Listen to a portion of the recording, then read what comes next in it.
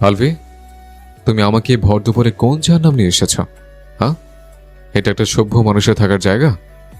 চারিদিকে জঙ্গল আর মশার উপদ্রব দেখে তো মনে হচ্ছে এখানে কোনো জ্যান্ত ভূত বাস করে।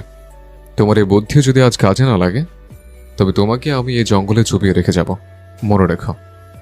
আলফি নিজের কপালে জমা ঘামটা শার্টের হাতায় মুছে 2 হাত জোর করে তোতলামি করতে করতে বলল, বস বস শান্ত হন।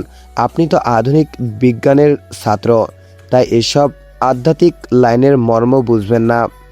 এই জঙ্গল বাড়ির ভিতর যিনি থাকেন, উনি কোনো সাধারণ মানুষ নন। উনি হলেন ওপার বাংলার বিখ্যাত কামরূপ কামাখ্যার লিজেন্ডারি কবিরাজ বাবা সিংফেক্স। ওনার কাছে এমন এমন টুকটাক আর জাদুর মন্ত্র আছে, যা দিয়ে নাকি জ্যান্ত বাঘকেও বিড়াল বানিয়ে দেওয়া যায়। ম্যাম, যে আপনার এই হ্যান্ডসাম চেহারা আর মন্ত্রিত্ব দেখেও আপনার প্রেমে পড়েছে না, এর একমাত্র চিকিৎসা এই কবিরাজ বাবার কাছেই আছে। উনি এমন একটা ভুতুড়ে ফু দেবেন যে ম্যাম নিজে এসে আপনার পায়ে লুটিয়ে পড়বে। বিশ্বাস রাখুন বস, এই আলভি আপনার কখনো খারাপ চাইতে পারে না। সারিম একটা গভীর দীর্ঘশ্বাস ফেলে চোখের সানগ্লাসটা ঠিক করলো।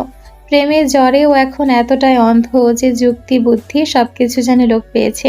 মনে মনে ভাবলো, বিজ্ঞানের মনস্তত্ত্ব দিয়ে যখন চন্দ্রিমার মন গলানো যাচ্ছে না, তখন এই কবিরাজ ইচিং বিচিং পদ্ধতিটাই শেষ চেষ্টা হিসেবে দেখা যাক।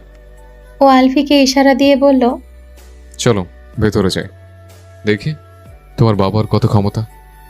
দুজনে ধীর পায়ে জরাচীর্ণ বারান্দা পেরিয়ে ঘরের ভেতর ঢুকলো। ঘরের ভেতরে অন্ধকারটা আরো তীব্র। দেওয়ালের কোণে একটা ধূপদানি থেকে নীল রঙের ধোঁয়া বেরোচ্ছে, যার গন্ধে মাথা ঝিমঝিম করে ওঠে। ঘরের ঠিক মাঝখানে একটা হরিণের চামড়ার ওপর খালি গায়ে বসে আছে বড় গোঁফদাড়িওয়ালা এক লোক। ওনার গায়ের রং কুচকুচে কালো, কপালে লাল সিঁদুরের মস্ত বড় তিলক আর গলায় হাড়গোড়ের মালা। চোখ দুটো জবা ফুলের মতো লাল হয়ে আছে। উনিই হলেন বিখ্যাত কবিরাজ চিংফেক্স। সারেম লোকটাকে দেখা মাত্রই চরম নাক ছিটকালো। ও আলফির কানের কাছে ফিসফিসিয়ে বলল, এই ব্যাটাকে দেখে তো মনে হচ্ছে 3 মাস ধরে গোসল করে না। এর নিজের শরীরে চামড়ারই তো ব্যাকটেরিয়া গিজগিজ করছে। হে, আবার মানুষের প্রেম ঠিক করবে কি করে? চুপ করেন বস, উনি মন্ত্রতান্ত্রিক। কথা বুঝে ফেললে কিন্তু অভিশাপ দিয়ে আমাদের এখানে পাথর বানিয়ে দেবে। ঠিক তখনই কবিরাজ চিংফেক্স ওনার সেই ভারী আর কর্কশ গলায় চোখ বন্ধ রেখে বলে উঠলেন, কে আছে? কার মনের ভেতর ইস্কের আগুন দাও দাও করে জ্বলছে? কার চন্দ্রিমা তাকে ছেড়ে দূরে পালাই পালাই করছে? কার? সারিম লোকটার মুখে চন্দ্রিমা শব্দটা শোনা মাত্রই মনে মনে বেশ চমকে গেল। ভাবলো এই বেটা অন্তর্যামী নাকি? ওর মনের কথা জানলো কেমনে? ও নিজের মন্ত্রিত্বের ভাব গম্ভীর্য ভুলে এক কদম এগিয়ে গিয়ে বলল, কবিরাজ চিংফ্যাক্স, হাইবেশের একটা মস্ত বড় সমস্যায় পড়েছে। আমার একটা স্ত্রী আছে, মানে ও আমার বিবাহিত বউ। কিন্তু সমস্যা হলো, ও আমাকে বিন্দুমাত্র ভালোবাসে না। আইবার সামনে গেলেও রেগে আগুন হয়ে যায়, বিজ্ঞানসম্মত গালিগালাজ করে। আমি চাই ও যেন আমার প্রেমে পুরোপুরি হাবুডুবু খায়, দিন রাত শুধু আমার নাম জপ করে। এর কোনো সমাধান কি আপনার এই ডেরায় আছে? কবিরাজ চিংফেক্স ওনার লাল লাল চোখ দুটো মেলে সারিমের দিকে তাকালেন। ওনার ঠোঁটের কোণে এক রহস্যময় হাসি ফুটে উঠল। উনি ওনার সামনের একটা তামার পাত্র থেকে কিছু শুকনো পাতা আর শিকড় নিয়ে একটা মাটির প্রদীপের আগুনে ছুঁড়ে মারলেন। সাথে সাথে একটা নীল রঙের আগুনের ফুলকি দপ করে জ্বলে উঠল। এরপর কবিরাজ মশাই ওনার হাতের একটা কাচের বোতল, যার ভেতর সাধারণ পরিষ্কার সাদা পানি ছিল, সেটা ওনার মুখের সামনে নিলেন। উনি চোখ দুটো বন্ধ করে অদ্ভুত সব অঙ্গিভঙ্গি করতে লাগলেন এবং মুখে বিড়বিড় করে বলতে লাগলেন, ইচিং বিচিং চিচিং চাং, মনের মানুষ হোক লাংচাং। ওং হ্রিং ক্লিং ফট, চন্দ্রিমার মন হোক সবার খাট। চিংফ্লেক্সের এই পবিত্র জল প্রেমের সাগরে আনবে ঢল। উনি একটানা প্রায় 5 মিনিট ধরে এ ধরনের হরেক রকম ভংচং আর অদ্ভুত সব মন্ত্র করে বোতলের ভেতরে পানিতে ফু দিলেন। ফু দেওয়া শেষ হতেই উনি বোতলটা খুব সাবধানে কর্ক দিয়ে আটকে সারিমের দিকে বাড়িয়ে দিলেন। ওনার গলার স্বর এবার বেশ গম্ভীর শোনালো, শোনো হে যুবক, এই নাও কামরূপ কামাক্ষার মহৌষধ ইসকের জল। এই বোতলের পানি কোনো সাধারণ পানি নয়। তোমার এই অবাধ্য বউকে এখান থেকে দৈনিক নিয়ম করে 1 গ্লাস করে পানি খাওয়াবে। এই রকম একটানা 10টা বোতল পানি যদি তার পেটে যায়, তবে তার মগজের সমস্ত কোষ তোমার প্রেমে অবশ হয়ে যাবে। ও তখন নিজের জ্ঞান হারিয়ে স্রেফ তোমার এই রূপের সাগরে ঘায়েল হয়ে ঘুরে বেড়াবে। এই চিংফ্লেক্সের কথা আজ পর্যন্ত বিফলে যায়নি। কবিরাজের এই ভংচং মন্ত্র আর ওনার আত্মবিশ্বাস দেখে সারিমের খুশির আর কোনো সীমা রইল না। ও নিজের মনের ভেতর অলরেডি দেখতে পাচ্ছিল যে অরি ওর কোলে মাথা রেখে মিষ্টি করে হাসছে আর বলছে, আমি তোমাকে খুব ভালোবাসি সারিম। সারিম আনন্দের চোখে বোতলটা নিজের হাতে নিল, যেন ও এই পৃথিবীর সবচেয়ে দামি গুপ্তধন হাতে পেয়েছে। সারিম খুশি হয়ে জিজ্ঞেস করলো, কবিরাজ চিংফিক্স, আপনার এই মহৌষধের মূল্য কত বলুন, আমি যে কোনো মূল্য দিতে প্রস্তুত। কবিরাজ চিংফেক্স ওনার গোফে হাত বলে অত্যন্ত লোভী চোখে সারিমের দামি শার্ট আর হাতের ঘড়ির দিকে তাকিয়ে বললেন, এই 1 বোতল পবিত্র পানির হদিস মেলা ভার হে যুবক। এর জন্য তোমাকে দিতে হবে 1.5 লক্ষ টাকা। 10 বোতলের হিসাব পরে হবে, আগে এই 1 বোতলের মূল্য পরিশোধ করো। 1.5 লাখ টাকা? একটা সাধারণ 1 লিটার পানির বোতলের জন্য 1.5 লাখ টাকা চাওয়া মাত্রই পাশে দাঁড়িয়ে থাকা আলভের চোখ দুটো আক্ষরিক অর্থেই কোটর থেকে বের হয়ে আসা দশা হলো। ও নিজের মুখটা হা করে বসের দিকে তাকাতে চাইলো ওনাকে বাধা দেওয়ার জন্য, কিন্তু সারিম তখন প্রেমের ঘুরে পুরোপুরি পাগল। বউ ওর প্রেমে পড়বে এই একটা কথা শোনার পর ওর কাছে 1.5 লাখ টাকা কেন, 1.5 কোটি টাকাও তুচ্ছ মনে হচ্ছিল। ও 1 সেকেন্ডও চিন্তা না করে ওর পকেট থেকে ওর পার্সোনাল চেক বই আর একটা কলম বের করলো। ও অত্যন্ত দ্রুততার সাথে চেকে 2 লক্ষ টাকার অঙ্কটা লিখলো এবং নিজে স্বাক্ষর বসিয়ে দিল। সারিম চেকটা কবিরাজের দিকে বাড়িয়ে দিয়ে অত্যন্ত তৃপ্তির গলায় বলল, আপনার এই পবিত্র পানির ওসিলায় যদি আমার চন্দ্রিমা আমার বুকে ফিরে আসে, তবে 1.5 লাখ কেন, আমি আপনাকে পুরো 2 লাখ টাকা দিলাম। আপনি বাকি 50,000 টাকা নিয়ে নিজের জন্য ভালো কিছু কিনে নেবেন। আমি আগামীকালই আলবিকে দিয়ে বাকি 9টা বোতল আনিয়ে নেব। কবিরাজ চিংফেক্স চেকে 2 লাখ টাকার অঙ্কটা দেখা মাত্র ওনার সেই সাধু সাজার ভেগ 1 সেকেন্ডে উধাও হয়ে গেল। ওনার চোখ দুটো লোভী শিয়ালের মতো চকচক করে উঠল। উনি দ্রুত চেকটা নিজের বুকের সাথে চেপে ধরে সারিমকে আশীর্বাদ করতে লাগলেন। যাও যুবক, তোমার মঙ্গল হোক, তোমার ইসকে সফল হোক। সারিম পানির বোতলটা অত্যন্ত যত্নে নিজের বুকের সাথে আগলে ধরে ঘর থেকে বের হয়ে এলো।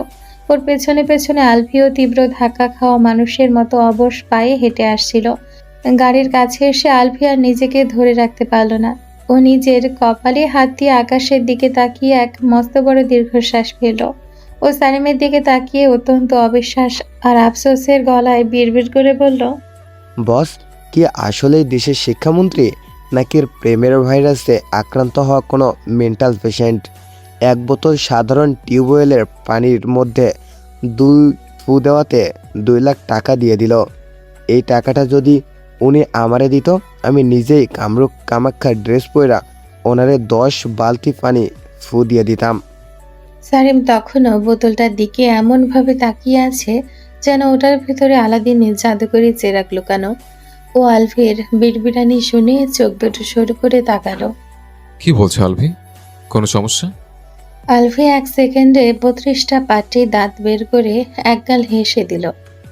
না না স্যার, আমি বলতেছিলাম আপনার এই বিশাল দিল দেখে কবিরাজ বাবা নিশ্চয় মনে মনে আপনার জন্য স্পেশাল কোনো দোয়া করতেছে, যেন আপনার বউ তাড়াতাড়ি আপনার প্রেমে পড়ে যায়। সারিম গাড়ির পেছনের সিটে আরাম করে বসে বোতলটা সাবধানে পাশের সিটে রাখলো। ও একটু বাঁকা হেসে বলল, কান খুলে শুনে রাখো আলফি, প্রেম মরা জলে ডোবে না, আর সাড়ে মৃধা কখনো লসে ব্যবসা করে না। এই বোতলে পানি যদি কাজ করে তবে তো ভালো, আমার চন্দ্রিমা আমার বুকে আসবে। কিন্তু যদি ইশকের জল খেয়ে চন্দ্রিমার মন না গলে, যদিও আগের মতোই আমাকে দেখে ব্যাকটেরিয়া লেকচার দেয়, তবে মনে রেখো এই টাকা আমি তোমার বেতন থেকে প্রতি মাস কেটে কেটে উসুল করব। 1 আনা পয়সাও ছাড়বো না। এবার গাড়ি স্টার্ট দাও, আমার বেতন থেকে টাকা কাটবেন? আলভির কলিজা যেন এক মুহূর্তে শুকিয়ে কাঠ হয়ে গেল। মনে মনে কাঁদতে কাঁদতে ড্রাইভিং সিটে বসে স্টিয়ারিং ধরল বেচারা, আর দোয়া পড়তে লাগলো। অরে যেন সারিমের প্রেমে এবার সত্যি সত্যিই পড়ে যায়, নয়তো দেখা যাবে এই শিক্ষামন্ত্রী ওর ঘাড় ধরে সকল টাকা বেতনের থেকে কেটে উসুল করেই ছাড়বে। শেখ ভিলা। দুপুরের তপ্ত রোদের তীব্রতা তখন ঘরের জানালার কাচ ভেদ করে ভেতরের দেওয়ালে এসে আছড়ে পড়ছে। কিন্তু বিশাল এই শেখ ভিলার দোতলার এই নির্দিষ্ট ঘরটিতে যেন এক আদিম নিথর নীরবতা থমকে আছে। পুরো ঘর অন্ধকার। ভারী খয়েরি রঙের পর্দাগুলো টেনে দেওয়া হয়েছে এমনভাবে যাতে বাইরের এক চিলতে আলো ভেতরে প্রবেশ করতে না পারে। ঘরের এক কোণে পড়ে থাকা এসিটা একটানা গো গো শব্দ করে ঠান্ডা বাতাস বিলিয়ে যাচ্ছে, যা ঘরের ভেতরের গুমোট ও থমথমে পরিবেশকে আরো বেশি তীব্র করে তুলেছে। বিছানার ঠিক মাঝখানটায় হাঁটু দুটো বুকের সাথে লেপ্টে ধরে দু হাতে পা জড়িয়ে মাথা নিচু করে বসে আছে জেবা। ওর পরনে হালকা গোলাপি রঙের টি শার্ট, যেটা কুঁচকে একাকার হয়ে গেছে।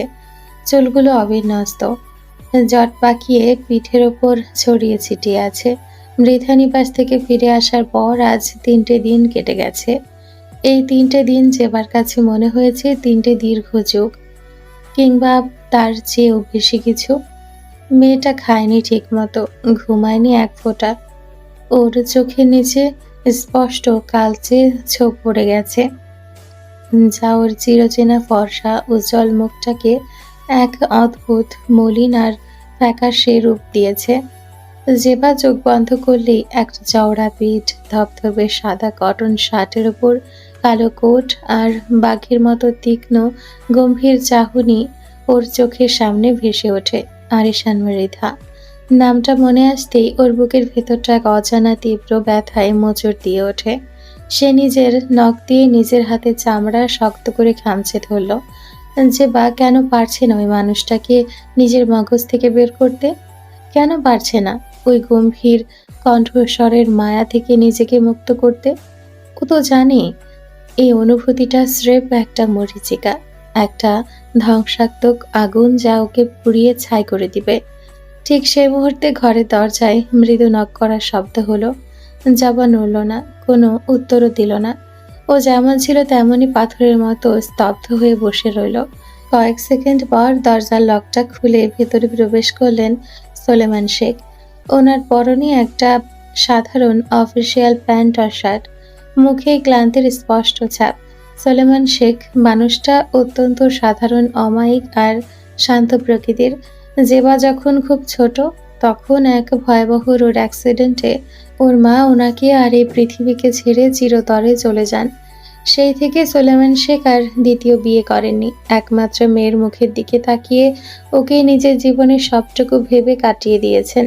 কিন্তু ভাগ্যের কি নির্মম পরিহাস, বিজনেসের জগৎটা এতটাই নিষ্ঠুর আর ব্যস্ততাপূর্ণ যে ওনার ইচ্ছে থাকা সত্ত্বেও এই একমাত্র মেয়েকে কখনো পর্যাপ্ত সময় বা গুরুত্ব কোনোটাই উনি দিতে পারেননি। টাকার পাহাড় হয়তো গড়েছেন, কিন্তু মেয়ের মনের ভেতরে শূন্যতাটা কখনো পরিমাপ করতে পারেননি। সোলেমান শেখ ধীর পায়ে মেয়ের বিছানার পাশে এসে দাঁড়ালেন। ঘরের ভেতরের এই ভুতুরে অন্ধকার আর যেবার এই উস্কো খুস্কো দশা দেখে ওনার বুকের ভেতরটা ছ্যাদ করে উঠল। উনি খাটের এক কোণে বসলেন এবং অত্যন্ত মায়াভরা হাতটা জেবার পিঠের উপর রাখলেন। ওনার গলার স্বর কিছুটা কাঁপছিল। মা, জেবা, কি হয়েছে রে তোর? হৃদা নিবাসের আসার পর থেকেই দেখছি কেমন যেন মন মারা হয়ে আছিস। রুমে নিজেকে বন্দি করে রেখেছিস, ঠিক মতো খাওয়া দাওয়া করছিস না। শোনা মা আমার, তোর কি শরীর খারাপ? কোনো কষ্ট হচ্ছে তোর? বাবা সে অতি পরিচিত স্নেহের কণ্ঠস্বর শুনে যেবার চোখের কোণ দিয়ে এক ফোঁটা তপ্ত অশ্রু গড়িয়ে পড়ল।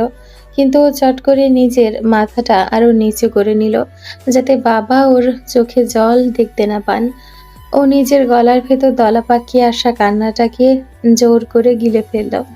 সে কিভাবে বলবে ওর বাবাকে যে বা ওনার সমবয়সী, ওনারই পরম বন্ধু আরিশান মৃধার প্রেমে পড়েছে? ও কিভাবে বলবে যে ও এমন এক পাপের সাগরে ডুব দিয়েছে যেখান থেকে ফিরে আসার কোনো পথ নেই? এই সমাজ, এই সম্পর্ক, এই দুনিয়া, কেউ একে মেনে নিবে না।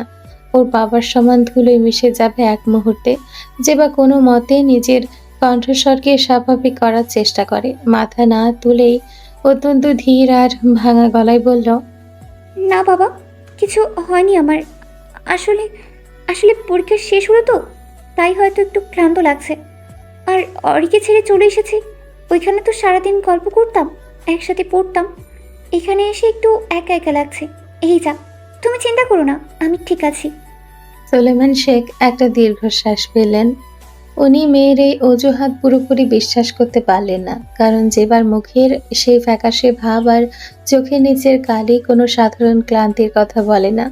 ওনার মনে হলো মেয়ে হয়তো ওনার উপর অভিমান করে আছে, ওনাকে পাশে না পেয়ে ভেতরে ভেতরে কষ্ট পাচ্ছে। উনি যেবার মাথায় হাত বুলিয়ে দিতে দিতে অপরাধ বোধে ভরা গলায় বললেন, আমি জানি রে মা, তোর এই একাকিত্বের জন্য আমি দায়ী। তোর মা চলে যাওয়ার পর থেকে আমি তোকে একটা সুন্দর পরিবার দিতে পারিনি। সারাদিন শুধু বিজনেস, মিটিং আর টাকার পিছনে ছুটেছি। তোকে একটু সময় দিব, তোর মনের কথা শুনবো, সে সুযোগটাই আমি কখনো তৈরি করতে পারিনি। আমাকে মাফ করে দিস মা, তবে তুই নিজেকে এভাবে শেষ করে দিস না। একটু খাওয়া দাওয়া কর, ফ্রেশ হ। যেবা কোনো উত্তর দিল না। ও শুধু নিঃশব্দে মাথা নাড়ল। সুলেমান শেখ কিছুক্ষণ ওনার মেয়ের দিকে তাকিয়ে রইলেন, তারপর ঘড়ির দিকে তাকিয়ে সোজা হয়ে দাঁড়িয়ে বললেন, আচ্ছা, আমি এখন একটু ফ্যাক্টরির দিকে যাচ্ছি, একটা জরুরি কাজ আছে। যাওয়ার আগে তোকে একটা কথা বলে যাই, বিকালে তোর ফুপুরা বাড়িতে বেড়াতে আসবে। অনেক দিন পর সবাই একসাথে হবে, তুই একটু নিজের ঘর থেকে বের হবি, ওদের সাথে বসবি, দেখবি মনটা ভালো হয়ে যাবে। আমি আসি রে মা। সুলেমান শেখ ধীর পায়ে ঘর থেকে বেরিয়ে গেলেন। দরজার কপাটটা বন্ধ হওয়ার শব্দ হতেই যেবা এতক্ষণে ওর বুকের ভেতরের চেপে রাখা দম বন্ধ করা শ্বাসটা ছাড়ল। ও দুই হাত দিয়ে নিজের মুখটা ঢেকে ফুপিয়ে কেঁদে উঠল। বাবা চলে যাওয়ার পর যেবা বিছানা থেকে নেমে অবশ পায়ে হেঁটে জানালার ভারী পর্দাটা একটানে সরিয়ে দিল। দুপুরের কড়া রোদ এক নিমিষে ওর পুরো ঘরে এসে আছড়ে পড়ল। যেবা চোখ দুটো কুঁচকে সে আলোর দিকে তাকালো। ওর মনে হলো এই আলো যেন ওকে বিদ্রুপ করছে। যেবা ধীরে ধীরে হেঁটে গিয়ে ঘরের বড় ড্রেসিং টেবিলের আয়নার সামনে গিয়ে দাঁড়ালো। আয়নার দিকে তাকিয়ে যেবা নিজেকে খুব খুঁটিয়ে খুঁটিয়ে দেখতে লাগলো। না, ওর মধ্যে তো কোনো কমতি নেই। আয়নায় প্রতিফলিত হওয়া 18 বছর বয়সী মেয়েটি অত্যন্ত রূপসী। ওর গায়ের রং দুধে আলতা ফর্সা, টানা টানা চোখ, ঠোঁট দুটো প্রাকৃতিকভাবেই কিছুটা গোলাপি। এই বয়সে একটা মেয়ের দিকে যে কোনো তরুণ এক পলক তাকালে ওখানেই কুপকাত হয়ে যাবে, কিন্তু যেবার তো কোনো তরুণের দিকে মন নেই।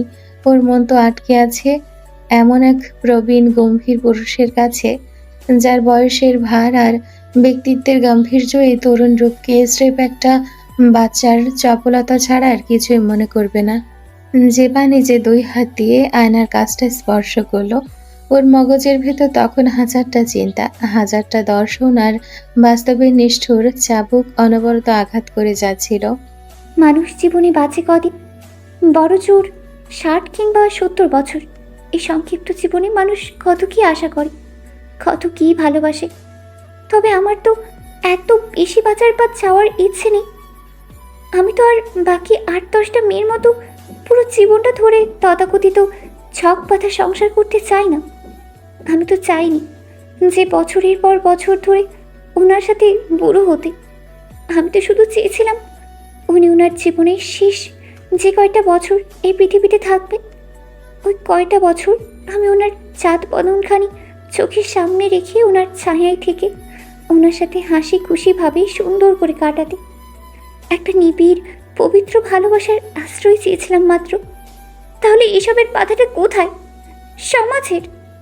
যেবা নিজের মনেই এক করুণ তাচ্ছিল্যের হাসি হাসল। সমাজ?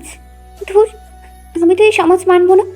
যদি আমার প্রিয়তম আমাকে একবার ওনার বুকে টেনে নিতেন, তবে আমি এই পুরো দুনিয়ার মুখে চুনকালি মেখে ওনার হাত ধরে এক কাপড়ে ঘর থেকে বের হয়ে যেতে পারতাম। আমি সমাজের কোনো রক্তচক্ষুকে পরোয়া করতাম না। কিন্তু কিন্তু সমাজ না মানলেও সেই মানুষটা কি আমাকে আদতেও মেনে নেবেন? না, উনি কখনো মেনে নেবেন না।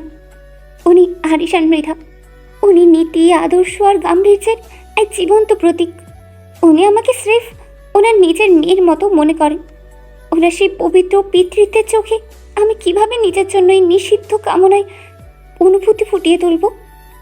জেবার ভেতরে ছটফটানি এবার আরো তীব্র হলো। ও আয়না থেকে নিজের চোখ সরিয়ে ঘরের ভেতর পাগলের মতো পায়চারি করতে লাগলো। ওর মাথাটা ছিঁড়ে যাচ্ছে ব্যথায়। আমি যদি ওনাকে স্রেফ একবার বুক ফুলিয়ে বলে দেখতাম, যদি ওনাকে গিয়ে বলতাম, আরিশান আঙ্কেল, আমি আপনাকে ভালোবেসে ফেলেছি, আমি আপনার ওই গম্ভীর রূপের দাসী হয়ে থাকতে চাই, তাহলে কি হতো? ভাবতেই জেবার পুরো শরীর ভয়ে শিউরে উঠল। ওর ফর্সা মুখটা অপমানে আর আতঙ্কে নীল হয়ে গেল। না, এই ভুল কখনো করা যাবে না। যদি ওনাকে বলে দেওয়ার পর উনি আমার উপর চরম বিরক্ত হন, যদি উনি রেগে গিয়ে আমাকে ওই বাড়ি থেকে, ওনার জীবন থেকে চিরতরে দূর করে দেন, যদি উনি আর কোনো দিন আমাকে ওনারই চাঁদ বদনখানি দেখার সুযোগটুকু না দেন, তাহলে আমি কিভাবে বাঁচবো? আমি তো ওনার ওই গম্ভীর মুখটা না দেখে একটা দিনও কাটাতে পারবো না। আমি তো ওনার দূর থেকে পাওয়া ওই সামান্য দৃষ্টিটুকুর লোভেই বেঁচে আছি। এসব ভাবতে ভাবতে জেবা যেন পুরোপুরি নিজের মানসিক ভারসাম্য হারিয়ে ফেলছিল। ওর ভেতরের আবেগ, তীব্র মোহ আর বাস্তবের নিষ্ঠুর দেয়াল, এই দুইয়ের সংঘর্ষে ওর 18 বছরের কচি মনটা একেবারে চূর্ণ বিচূর্ণ হয়ে যাচ্ছিল। ও নিজের এই অবাধ্য, জেদি আর নিষিদ্ধ মনকে কোনোভাবেই বোঝাতে পারছিল না, যে বা কোনো উপায় খুঁজে পাচ্ছিল না এই দম বন্ধ করা নরক যন্ত্রণা থেকে মুক্তি পাওয়ার। শেষমেশ নিজের ভেতরে সেই উপচে পড়া কষ্ট আর তীব্র ক্ষোভকে সামলাতে না পেরে জেবা এক চরম আত্মঘাতী কাণ্ড ঘটিয়ে বসল। জেবা নিজের উপর এই চরম বিরক্ত হয়ে উঠল। কেন ও এই পাপের অনুভূতি নিজের ভেতরে লালন করছে? কেন ও নিজের বাবাকে, নিজের বান্ধবীকে ঠকাচ্ছে? ও ড্রেসিং টেবিলের সামনে গিয়ে নিজের 2 হাত মুঠো করে শক্ত করলো এবং কিছু বুঝে ওঠার আগেই ও নিজের ডান হাতটা উঁচিয়ে নিজের ফর্সা গালে পায়েলের মতো একাধারে থাপ্পড় মারতে শুরু করলো। ঘরে নীরবতা ভেঙে সেই জ্বরের শব্দগুলো প্রতিধ্বনিত হতে লাগলো। জেবা থামলো না। ও যেন এক উন্মাদনী। সে নিজের উপর প্রতিশোধ নিচ্ছে। জেবা নিজের বাম হাত দিয়েও অন্য গালে সজোরে আঘাত করতে লাগলো। ও নিজের পুরো শক্তি দিয়ে নিজের মুখে চড় মারছিল, যেন এই চড়ের আঘাতে ওর মগজের ভেতর থেকে আরিশান মৃধার ওই ছবিটা চিরতরে মুছে যায়। কেন এই অনুভূতি হলো তোর? কেন কেন তুই ওনাকে চাইলি? তুই একটা পাপী, তুই একটা নোংরা মেয়ে। জেবা নিজের মনে চিৎকার করে উঠল, যদিও মুখ থেকে কোনো স্পষ্ট শব্দ বেরোচ্ছিল না, শুধু এক অবরুদ্ধ হাহাকার বেরোচ্ছিল অনবরত এবং সজোরে নিজের গালে নিজে থাপ্পড় মারতে মারতে এক পর্যায়ে ওই ঠোঁটের কোণটা ফেটে গেল। সেখান থেকে টকটকে লাল রক্ত গড়িয়ে চিবুক বেয়ে ওর টি শার্টের উপর পড়ল। জ্বরের তীব্রতায় ওর নাকের ভেতরের নরম চামড়া ফেটে গিয়ে নাক দিয়েও ফোঁটা ফোঁটা রক্ত বেরিয়ে আসতে লাগলো। ও সেই সুন্দর ফর্সা গাল দুটো চামড়া ছিঁড়ে যাওয়ার মতো রক্তিম লাল বর্ণ ধারণ করলো। সারা মুখে রক্তের দাগ আর চোখে জলের নোনা জল মিশে এক বিভৎস অথচ চরম কষ্টকর এক দৃশ্যের অবতরণ হলো। জেবা আর সোজা হয়ে দাঁড়িয়ে থাকতে পারল না। ও মার্বেলের মেঝের ওপর হাঁটু গেড়ে বসে পড়ল। ওর শরীরটা তীব্র ব্যথায় আর অপমানে কাঁপছিল। জেবা 2 হাত তুলে ওপরের দিকে তাকালো, যেন ওর শূন্যে আকাশে আল্লাহর আরশকে দেখতে পাচ্ছে। ও নিজের রক্তাক্ত মুখটা উপরে তুলে 2 চোখ দিয়ে অনবরত অশ্রু ঝরিয়ে আল্লাহর কাছে অত্যন্ত আর্তনাদ ভরা কণ্ঠে এই নির্মম অপূর্ণতার বিচার চাইতে লাগলো। ওর গলার স্বর রাগে, ক্ষোভে আর তীব্র যন্ত্রণায় চিরে যাচ্ছিল। আল্লাহ, ওগো আমার মাবুদ, তুমি আমার সাথে এমন কেন করলে? এই বিচার আমি কার কাছে দেব? তুমি কেন আমাকে এমন একটা অনুভূতি দিলে, যে অনুভূতি কখনো পূরণ করা সম্ভব না? কেন আমার এই অবুঝ মনে এমন একজনের মায়া ঢুকিয়ে দিলে, যাকে এই দুনিয়ার কেউ কখনো আমার সাথে মেনেই নেবে না, কেউ না। জেবা মেঝের উপর নিজের 2 হাত দিয়ে সজোরে আঘাত করতে করতে বলতে লাগলো, যে সম্পর্কটা এই সমাজের চোখে সম্পূর্ণ পাপ, সম্পূর্ণ নিষিদ্ধ, সেই সম্পর্কের আগুনে তুমি কেন আমাকে এইভাবে পুড়িয়ে মারছো আল্লাহ? আমি তো কোনো অপরাধ করিনি, আমি তো ইচ্ছে করে ওনার প্রেমে পড়িনি। ওনার ওই সুরক্ষাকারী পিতার রূপ, ওনার ওই গম্ভীর ব্যক্তিত্ব কেন আমার এই ছোট্ট মনটাকে এইভাবে চুরমার করে দিল? তুমি কি আমার কান্না শুনতে পাচ্ছ না আল্লাহ? তুমি কেন আমার দিকে মুখ তুলে তাকাচ্ছ না? জেবার গলার আওয়াজ আস্তে আস্তে বুঝে আসছিল। ও নিজের রক্তাক্ত ঠোঁট দুটো কামড়ে ধরে মেঝের ওপর কপাল ঠেকিয়ে সেজদার ভঙ্গিতে শুয়ে পড়ল। জেবা ওখানেই পড়ে রইল এক নিথর দেহের মতো। ওর চোখের জল মার্বেলের ঠান্ডা মেঝেকে ভিজিয়ে দিয়েছিল। শুধু মনে মনে ভাবছিল যে অনুভূতি মানুষকে বাঁচিয়ে রাখে, সেই একই অনুভূতি কেন আজ ওকে জ্যান্ত কবরে পুঁতে ফেলছে? আল্লাহর এই দুনিয়ায় কি ওর এই পবিত্র অথচ নিষিদ্ধ ভালোবাসার কোনো জায়গা সত্যিই নেই? মেঝের ওপর নিথর পাথরের মতো কতক্ষণ পড়েছিল জেবা, তার কোনো হিসেব নেই। দোতলার ওই অন্ধকার ঘরটায় বিকেলের ম্লান আলো মরে এসে এক ভৌতিক ধূসরতা ভর করেছে। গাল দুটো দপদপ করছে, ঠোঁটের কোণে রক্তটা শুকিয়ে চড়চড় করছে চামড়া। ঠিক তখনই খাটের ওপর ফেলে রাখা জেবার মোবাইল ফোনটা কর্কশ শব্দে কেঁপে উঠল। একটানা 3 বার রিং হওয়ার পর জেবা অত্যন্ত অবশ পায়ে উঠে দাঁড়ালো। ওর শরীরটা কাঁপছিল। ড্রেসিং টেবিলের আয়নায় নিজের রক্তাক্ত বিধ্বস্ত রূপটার দিকে আর একবার না তাকিয়ে ও ফোনটা হাতে নিল। স্ক্রিনে একটা অপরিচিত ল্যান্ডলাইন নাম্বার ভাসছে। ও শুকনো গলায় রিসিভ করে কানের কাছে ধরল। ওপাশ থেকে অত্যন্ত পেশাদার এবং মার্জিত এক নারীর কণ্ঠস্বর ভেসে এলো। হ্যালো, আসসালামু আলাইকুম। মিস জেবা সুলতানা শেখ বলছেন? জি, বলছি।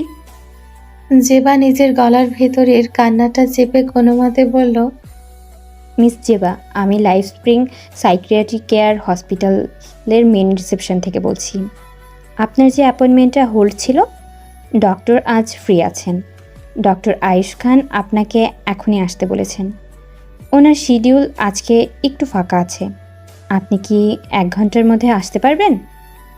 জেবা দেয়াল ঘড়ির দিকে তাকালো। বিকেল 4টে বাজে।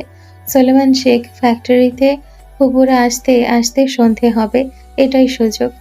ও একটা গভীর শ্বাস নিয়ে বলল, জি, আমি আসছি, আধা ঘন্টার মধ্যেই পৌঁছাবো।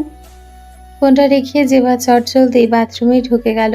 বেসিনের ট্যাপটা পুরো ছেড়ে দিয়ে বরফ শীতল পানি দিয়ে নিজের মুখটা ধুতে লাগলো। নাকের আর ঠোঁটের কোণের জমাট বাঁধা রক্তগুলো ধুয়ে যাওয়ার সময় পানির রং হালকা লালচে হয়ে গেল। আয়নায় নিজের ফোলা লাল হয়ে যাওয়া গাল দুটো দেখে ও দ্রুত ড্রায়ার থেকে কিছুটা কনসিলার আর ফেস পাউডার বের করলো। অত্যন্ত নিখুঁতভাবে ও নিজের হাতের আঙ্গুল দিয়ে গালের সেই কালশিটে আর চড়ের দাগগুলো মেকআপের আড়ালে লুকিয়ে ফেলল। অবিন্যস্ত চুলগুলো টেনে একটা শক্ত খোপা পড়ল। তারপর আলমারি থেকে একটা গাঢ় নীল রঙের সুতির টুপিস পরে নিল। গাঢ় রঙে ওর মুখের ফ্যাকাশে ভাবটা কিছুটা হলেও ঢাকা পড়বে। ওড়নাটা দিয়ে ভালো করে মুখ আর গলা পেঁচিয়ে জেবা ঘর থেকে বেরিয়ে এলো। বাড়ির কাজের লোক আরিফকে ড্রয়িং রুমে দেখে জেবা অত্যন্ত স্বাভাবিক গলায় বলল, আরিফ ভাই, আমি একটু অরিদের ওদিকে যাচ্ছি, কিছু দরকারি নোটস বাকি আছে। বাবা ফিরলেই বা ফুপুরা এলেই বলো, আমি সন্ধ্যার মধ্যে চলে আসবো। আরিফ কোনো সন্দেহ না করে মাথা নাড়ল। জেবা দ্রুত পায়ে শেখ ভিলা থেকে বের হয়ে একটা লোকাল রিক্সা নিয়ে নিল। জেবা বাড়ি থেকে গাড়ি নিল না, কারণ ও চায় না ওর গন্তব্যের কথা এই দুনিয়ার কোনো দ্বিতীয় মানুষ জানুক। লাইফ স্প্রিং সাইকিয়াট্রিক কেয়ার শহরের এক কোণে অবস্থিত অত্যন্ত শান্ত, পরিপাটি আর আধুনিক এই হসপিটালটি। চারপাশটা অন্যান্য হসপিটালের মতো এতটা কোলাহলপূর্ণ নয়। জেবা 3 তলার করিডোর পেরিয়ে 412 নম্বর কেবিনের সামনে এসে দাঁড়ালো। দরজার নেম প্লেটে রূপলি অক্ষরে লেখা ডক্টর আয়ুষ খান, MBBS, MD psychiatry chief consultant. Psychologist. Zeba দরজায় আলতো করে নক করলো। ভেতর থেকে একটা গম্ভীর, অত্যন্ত শান্ত কণ্ঠস্বর শোনা গেল। কামিন। জেবা দরজা ঠেলে ভেতরে প্রবেশ করলো। এসির হালকা সুভাষিত বাতাস ওর নাসিকা পথে প্রবেশ করতে ওর ভেতরের অস্থিরতা কিছুটা কমলো। ঘরের মাঝখানে একটা মস্ত বড় এক কাঠের টেবিল, তার এক পাশে ল্যাপটপ আর কিছু ফাইল নিয়ে বসে আছেন 35-36 বছর বয়সী ডক্টর আয়েশ খান। ওনার চোখে চশমা, পরনে ফর্মাল শার্ট, টাই এবং ওপরে সাদা অ্যাপ্রন। ওনার বসার ভঙ্গি এবং চোখের চাউনিতে এক ধরনের গভীর মনস্তাত্ত্বিক তীক্ষ্ণতা রয়েছে, যা একজন রোগীকে দেখা মাত্রই তার মনের ভেতরটা পড়ে ফেলতে পারে। আসুন জেবা, বসুন। আয়েশ ওনার কলমটা টেবিলের ওপর রেখে সামনের আরামদায়ক কুশনে দেওয়া চেয়ারটায় ইশারা করলেন। জেবা ধীর পায়ে গিয়ে চেয়ারটায় বসলো। ও নিজের ওড়নাটা কিছুটা হালকা করতে আয়ুষের তীক্ষ্ণ চোখ এড়ালো না যে কনসিলার দিয়ে ঢাকা পড়ার পরেও জেবার গাল দুটো অস্বাভাবিক রকমের ফোলা এবং ঠোঁটের কোণে একটা হালকা কাটা দাগ রয়েছে। তবে সে একজন পেশাদার ডাক্তার হিসেবে প্রথমেই সেটা নিয়ে প্রশ্ন তুলল না। ফাইলে চোখ বুলিয়ে অত্যন্ত নরম গলায় বলল, গত 3 সপ্তাহ ধরে আপনি কোনো সেশন নেননি জেবা। এমনকি আপনার ফোনও বন্ধ ছিল মাঝখানে। আমি আপনার বাবাকে ইনফর্ম করতে চেয়েছিলাম, কিন্তু আপনার আগের করা রিকোয়েস্টের কথা মনে করে করিনি। হোয়াটস রং? আপনি আপনার থেরাপি আর মেডিসিনগুলো ঠিকমতো কন্টিনিউ করছিলেন? জেবা নিজের 2 হাতের আঙ্গুল একে অপরের সাথে পেঁচিয়ে টেবিলের দিকে তাকিয়ে রইল। ওর গলাটা আবার শুকিয়ে আসছিল। অত্যন্ত নিচু স্বরে বলল, না ডক্টর, আমি আমি ওষুধগুলো খাওয়া বন্ধ করে দিয়েছিলাম। ডক্টর আয়ুষ নিজের চশমাটা নাক থেকে কিছুটা নামিয়ে জেবার দিকে তাকালেন। ওনার মুখে এক চিলতে চিন্তার রেখা ফুটে উঠল। উনি বললেন, কেন জেবা? আপনি খুব ভালো করেই জানেন আপনার যে অবসেসিভ ইমোশনাল ক্রাইসিস, সেটার জন্য এই 1 বছর ধরে আমরা যে ট্রিটমেন্টটা করছি সেখানে মেডিসিন ড্রপ করা কতটা ডেঞ্জারাস। কেন বন্ধ করলেন? কারণ এই ওষুধগুলো কোনো কাজই করে না ডক্টর। জেবা হঠাৎ করে মাথা তুলে চেঁচিয়ে ওঠার মতো করে বলল, যদিও ও গলার আওয়াজ নিয়ন্ত্রণে রাখলো। ওর চোখে তখন একরাশ ক্ষোভ আর হতাশা।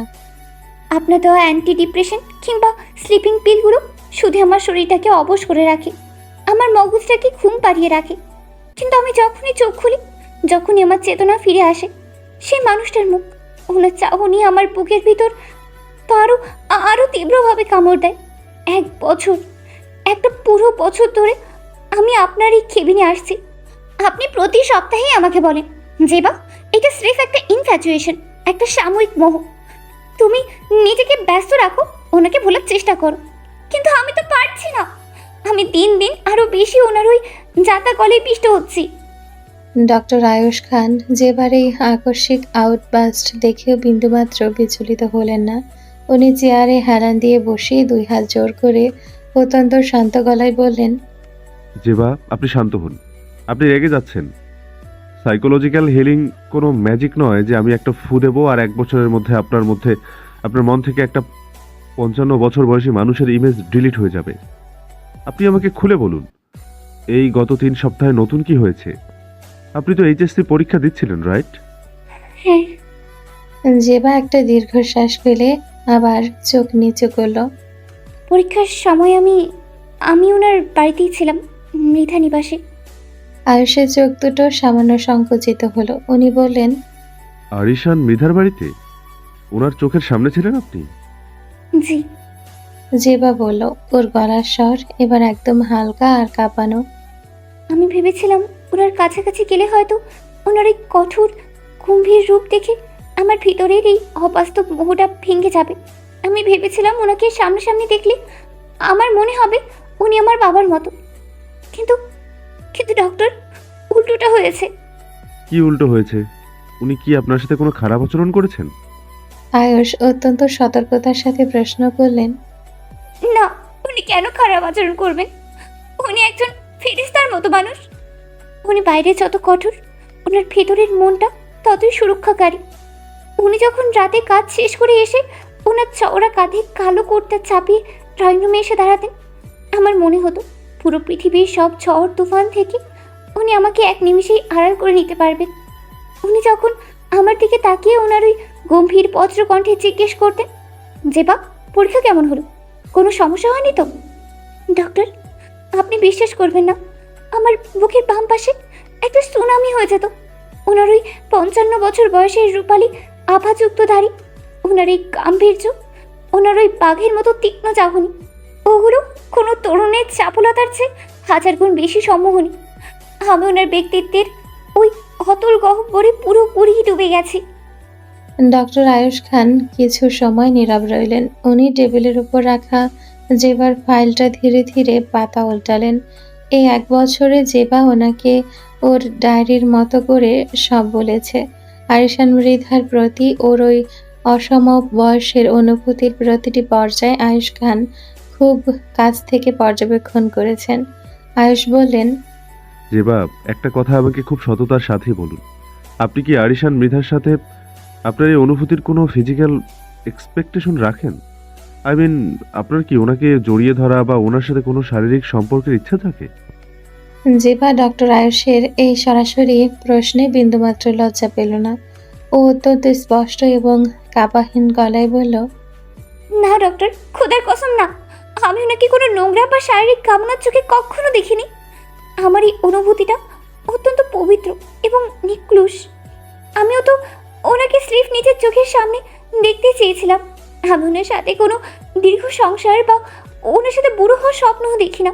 আমি জানি মানুষের জীবন খুব ছোট, 60 বা 70 বছর। আরিশান আঙ্কেল ওনার জীবনের একটা বড় অংশ পার করেই এসেছেন। আমি শুধু চেয়েছিলাম ওনার জীবনের বাকি যে কয়েকটা বছর আছে আর আমার জীবনের যে সময়টুকু আছে, আমি ওনার হাতটা ধরে ওনার ছায়ায় থেকে ওনার ওই মুখটা প্রতিদিন সকালে এক পলক দেখে কাটাতে। আমি চেয়েছিলাম ওনার সেবার অধিকার পেতে, ওনার মাথায় একটু হাত বুলিয়ে দেওয়ার, ওনার চশমাটায় এগিয়ে দেওয়া। এই সামান্য টুকরো টুকরো সুখের চেয়ে বেশি কিছু তো আমি কখনো আল্লাহর কাছেও চাইনি। আয়ুষ খান এবার একটা গভীর নিঃশ্বাস ফেলে বললেন, কিন্তু জেবা, আপনি কি বুঝতে পারছেন না যে এই সামান্য চাওয়াটাই এই সমাজের বুকে সবচেয়ে বড় অসামান্য আর অসম্ভব একটা অপরাধ? আপনি 18 বছরের একটা তরুণী আর ওনার বয়স 55। উনি দেশের একজন ক্ষমতাধর স্বরাষ্ট্রমন্ত্রী, ওনার একটা প্রতিষ্ঠিত পরিবার আছে, উনি আপনার বাবার বন্ধু। এই সম্পর্কের কথা যদি সমাজ বা আপনার পরিবার একবারের জন্য জানতে পারে, তবে কি মারাত্মক বিপর্যয় ঘটবে সেই সম্পর্কে কোনো ধারণা আছে আপনার? জেবা নিজের 2 হাত দিয়ে মুখটা ঢেকে ফেলল। ওর আঙ্গুলের ফাঁক দিয়ে ফেস পাউডার ধুয়ে আবার অশ্রু বেরিয়ে এলো। ও ফিসফিসিয়ে বলল, আমি জানি ডক্টর, আমি সব জানি। সেই জন্য তো আমি কাউকে জীবনে কোনোদিন অশান্তি বা সমস্যা আনতে চাই না। আমি আমি আমার বাবার সম্মান ধুলোয় মিশাতে চাই না। আমি অরির চোখের দিকে তাকিয়ে অপরাধী হতে চাই না। আমি তো এই অনুভূতি থেকে মুক্তি চাই। আমি প্রতিদিন রাতে আল্লাহর কাছে কাঁদি, বলি, আল্লাহ, আমার এই মনটা কেটে ওখান থেকে আরিশান মৃধার নামটা বের করে দাও। আমাকে এই পাপের অনুভূতি থেকে মুক্তি দাও। কিন্তু কিন্তু আমি তো ব্যর্থ হচ্ছি ডক্টর। আমি যত বেশি ওনাকে ভুলতে চাই, আমার মগজের প্রতিটি নিউরন তত বেশি ওনার নাম জপ করতে থাকে। আমি এখন কি করব? আপনি বলুন, আমি আমি কিভাবে এই নরক থেকে বের হব? ডক্টর আয়ুষ খান এবার নিজের হাতের কলমটা ডেস্কে রাখলেন। ওনার মুখের সেই পেশাদারি কঠিন ভাবটা কিছুটা নরম হলো। উনি এক দৃষ্টিতে জেবার সেই রক্তাক্ত ফোলা গাল আর চোখের ভেতরে তীব্র হাহাকারটার দিকে তাকিয়ে রইলেন। উনি বুঝলেন এ মেয়েকে আর কোনো থিওরিটিক্যাল বা বৈজ্ঞানিক মিথ্যা আশ্বাস দেওয়া স্রেফ সময়ের অপচয়। উনি একটা দীর্ঘ গভীর শ্বাস নিয়ে অত্যন্ত দৃঢ় কিন্তু সহানুভূতিশীল গলায় বললেন, জেবা, গত 1 বছর ধরে আমি আপনাকে একজন সাইকোলজিস্ট হিসেবে অনেক থেরাপি দিয়েছি। আপনাকে বলেছি মন ডাইভার্ট করতে, আপনাকে অবসেসিভ ডিসঅর্ডারের ওষুধ দিয়েছি। কিন্তু আজ আমি আপনাকে কোনো মিথ্যা আশ্বাস দেব না। আজ আমি আপনাকে একজন বড় ভাইয়ের মতো অত্যন্ত বাস্তববাদী একটা সত্য কথা বলে দিতে চাই। জেবা চোখ মুছে ডক্টরের দিকে তাকালো। ওনার গলার স্বর শুনে ওর বুকটা দুরু দুরু করে কেঁপে উঠল। আয়ুষ খান বললেন, জেবা, আপনি সত্যি আরিশান মৃধাকে কোনোদিন ভুলতে পারবেন না। এটা স্রেফ কোনো ইনফ্যাচুয়েশন বা মোহ নয়। You are in love with that man. আপনি ওনাকে ওনার সমস্ত গাম্ভীর্য, ওনার বয়স আর ওনার কঠোরতা শুদ্ধ ভালোবাসেন, এবং এই ভালোবাসাটা আপনার মগজের এক গভীরে শিকড়ে গেঁথে গেছে। এটাকে উপরে ফেলার কোনো মেডিসিন আজ পর্যন্ত চিকিৎসা বিজ্ঞানে তৈরি হয়নি। জেবার চোখের মনি দুটো স্থির হয়ে গেল। ও অবশ গলায় বলল, তার মানে তার মানে আমি কখনো এই যন্ত্রণা থেকে মুক্তি পাবো না? পাবেন না জেবা। আয়েশ অত্যন্ত সরাসরি বললেন, গলার কোনো কুণ্ঠা ছিল না। কারণ আপনার এই ভালোবাসার পথে মূল বাধা শুধু আপনার সমাজ বা পরিবার নয়, মূল বাধা খোদ সেই মানুষটা আরিশান মৃধার নিচে। উনি আপনাকে স্রেফ নিজের মেয়ের মতো মনে করেন। ওনার এই কঠোর নীতিবান চোখে আপনার জন্য কোনোদিনও কোনো প্রেমিক পুরুষ বা স্বামীর অনুভূতি আসবে না। উনি যদি কোনোদিন জানতেও পারেন যে আপনি ওনাকে এই চোখে দেখেন, উনি হয়তো লজ্জায় আপনার দিকে আর কোনোদিন তাকাবেনই না। সো এই অনুভূতির শেষ পরিণতি শুধুই ধ্বংস, শুধু একাকিত্ব আর এক বুক কষ্ট। আপনাকে এই কষ্টটাকে নিজের জীবনের একটা অংশ হিসেবে মেনে নিতে হবে জেবা। একে ভোলার চেষ্টা করে নিজের উপর এই অত্যাচার করা বন্ধ করুন। আয়েশ খানের এই শেষ কথাগুলো জেবার বুকে তীরের মতো গিয়ে বিঁধল। ও আয়নার সামনে দাঁড়িয়ে নিজের গালে মারা সেই থাপ্পড়গুলোর কথা মনে করলো। হ্যাঁ, ও তো নিজের উপর অত্যাচার করছিল ওনাকে ভুলতে গিয়ে। জেবা ওনার দেওয়া নতুন কিছু ওষুধ আর প্রেসক্রিপশনটা টেবিল থেকে তুলে নিল। আয়েশ খান ফাইলে সই করতে করতে বললেন, আমি আপনাকে ডিপ্রেশন আর একটা হাইড্রোজেন ওষুধ লিখে দিচ্ছি। যখনই মনে হবে মাথাটা পাগল হয়ে যাচ্ছে বা নিজের উপর কন্ট্রোল হারাচ্ছেন, একটা করে পিল খেয়ে ঘুমিয়ে পড়বেন। কিন্তু মনে রাখবেন যে জীবনটা আপনার। সমাজ বা পরিবারকে না মেনে আপনি হয়তো কিছু করতে পারবেন না, কিন্তু নিজের মনকে পিটিয়ে মারার অধিকার আপনার নেই। Take care. জেবা কোনো উত্তর দিল না। ও অত্যন্ত ধীর পায়ে চেয়ার থেকে উঠে দাঁড়ালো। ওর চোখ দুটো তখন একদম শূন্য, যেন ওর ভেতরে সব আশা আজ ডক্টর আয়ুষের এই কেবিনে চিরতরে দাফন হয়ে গেল।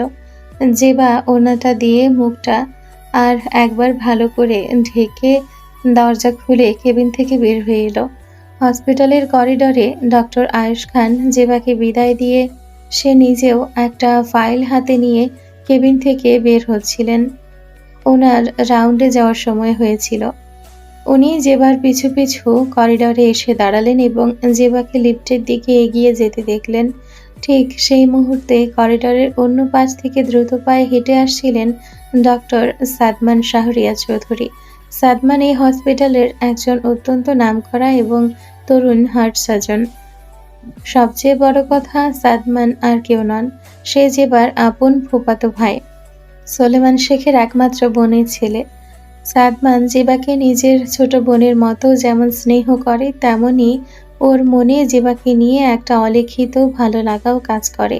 সাদমান করিডরে আসতেই ওর চোখ পড়ল গাঢ় নীল রঙের জামা পরা ওই মেয়েটির উপর, যে মাথা নিচু করে লিফটের দিকে যাচ্ছে। ওড়না দিয়ে মাথা ঢাকা থাকলেও সাদমানের জেবাকে চিনতে 1 সেকেন্ডও সময় লাগলো না। জেবা, সাদমান মনে মনে বলে উঠল। সে ডাক দিতে চাইল, কিন্তু ডাক দেওয়ার আগেই দেখল জেবা ডক্টর আয়ুষ খানের রুম থেকে বের হয়ে এসেছে এবং ওর পিছু পিছু স্বয়ং ডক্টর আয়ুষও বের হয়েছেন। জেবা অত্যন্ত দ্রুততার সাথে লিফটে ঢুকে নিচে নেমে গেল। সাদমান ওখানেই অবাক পাথরের মতো দাঁড়িয়ে রইল। জেবা এখানে কি করছে? ও কেন একজন সাইকোলজিস্টের রুমে এসেছিল? ওর কি কোনো মানসিক সমস্যা হয়েছে? অথচ মামা তো ওকে কখনো কিছু বলেনি। সাদমান নিজের ভেতরের অস্থিরতা সামলাতে না পেরে দ্রুত পায়ে ডক্টর আয়ুষ খানের সামনে গিয়ে দাঁড়ালো।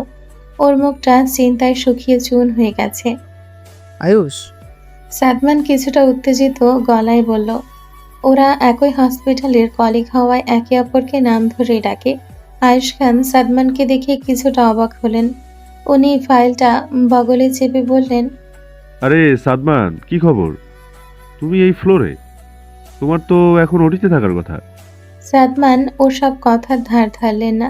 সে সরাসরি কেবিনের দরজার দিকে ইশারা করে অত্যন্ত তীক্ষ্ণ গলায় জিজ্ঞেস করলেন, আয়ুষ, এইমাত্র তোমার কেবিন থেকে যে মেয়েটা নীল রঙের ড্রেস পরা অবস্থায় বের হয়ে গেল, ও কে ছিল? ও তোমার কাছে কি করছিল?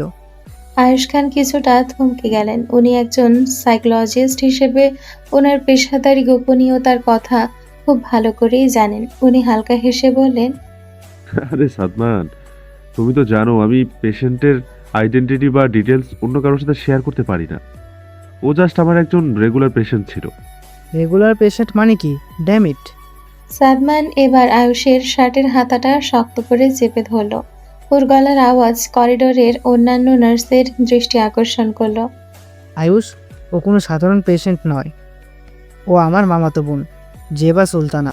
ও এই হসপিটালে, বিশেষ করে তোমার মতন একজন সাইকোলজিস্টের কাছে কেন এসেছে তা জানার পুরো রাইট আমার আছে। Please Ayush, one doctor to another, let me, what's wrong with my sister? সাদমানের মুখে জেবা সুলতানা এবং ওর ফুফাতো বোন হওয়ার পরিচয়টা শোনা মাত্রই ডক্টর আয়ুষ খানের পায়ের তলা থেকে যেন মেঝেটা সরে গেল। উনি অবিশ্বাস্য দৃষ্টিতে সাদমানের দিকে তাকিয়ে রইলেন। উনি ভাবতেও পারেননি যে মেয়েটির 1 বছরের তীব্র মানসিক যন্ত্রণা, নিষিদ্ধ ভালোবাসার ডায়েরি উনি প্রতিদিন ওনার ফাইলে লিখছেন। ও খুদ ওনারই হসপিটালের টপ হার্ট সার্জন সাদমানের বোন। আয়ুষ খান চারপাশটা একবার দেখে নিলেন। করিডোরে নার্স আর ওয়ার্ড বয়রা যাতায়াত করছে। উনি সাদমানের হাতটা ধরে টেনে ওনার কেবিনের ভেতরে নিয়ে আসলেন এবং দরজাটা শক্ত করে লক করে দিলেন। সাদমান, সিট ডাউন, শান্ত হও। আয়ুষ ওনার টেবিলের ওপাশে গিয়ে বসলেন এবং ওনার কপালে জমা ঘামটা মুছলেন। সাদমান চেয়ারে না বসে টেবিলের ওপর 2 হাত ঠুকে দিয়ে বললেন, আমি শান্ত হতে পারছি না আয়ুষ। জেবা 18 বছরের একটা মেয়ে, মাত্র এইচএসসি পরীক্ষা শেষ হয়েছে ওর।